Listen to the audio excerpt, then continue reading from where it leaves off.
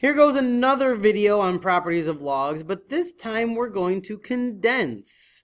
So in our last video we talked about expanding, and we already talked about where these properties come from. So I have them listed here for you for easy reference. Remember, when we add logs, it's actually the same as multiplying the two terms. When we are subtracting two different logs of the same base, it's like dividing the two terms.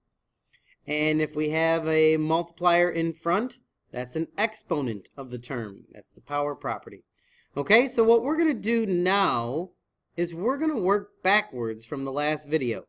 And many think this is actually much easier because when you condense, you only get to write the log once, just like the original problems in the last video.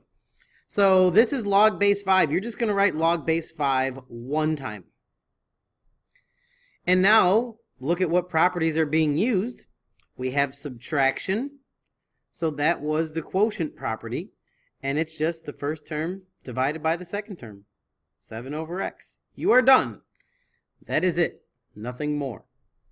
When you have a power property, the first thing you might want to do is rewrite this as log of x squared plus log of 5. You don't have to. If you can do it all in your head in one step, that's totally fine by me.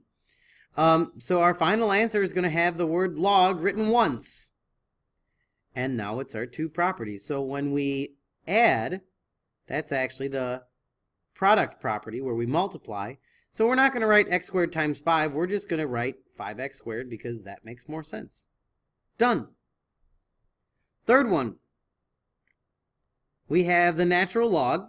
Let's write it once. And then we have 6. Plus is product, so times 3. Minus is division, 2. And of course, this is a number. We don't have to leave it like that. We can actually write the final answer. So this is the natural log of 9. Done. Forget about it. Move on.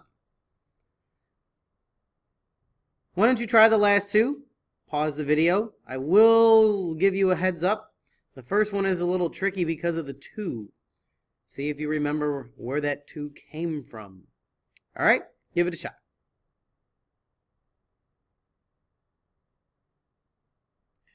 Okay, so this, remember, this came from an inverse. We need that log base 3 back before we can do this question.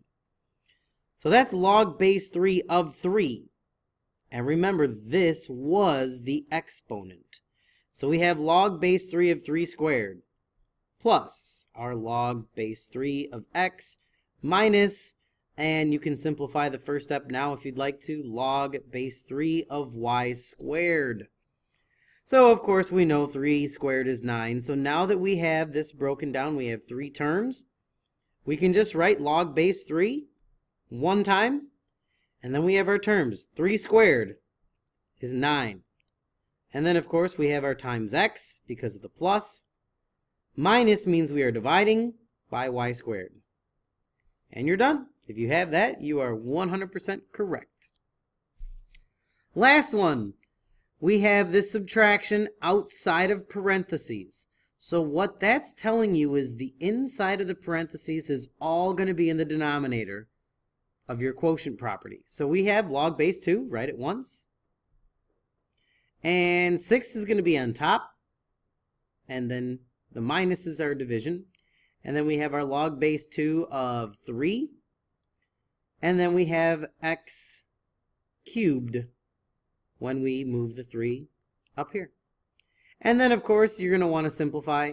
So 6 over 3 just becomes 2. So our final answer is log base 2 of 2 over x cubed. And you are done.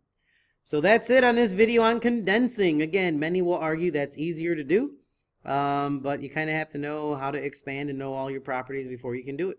So there you go. This is Longo and I'm out. See you, bye.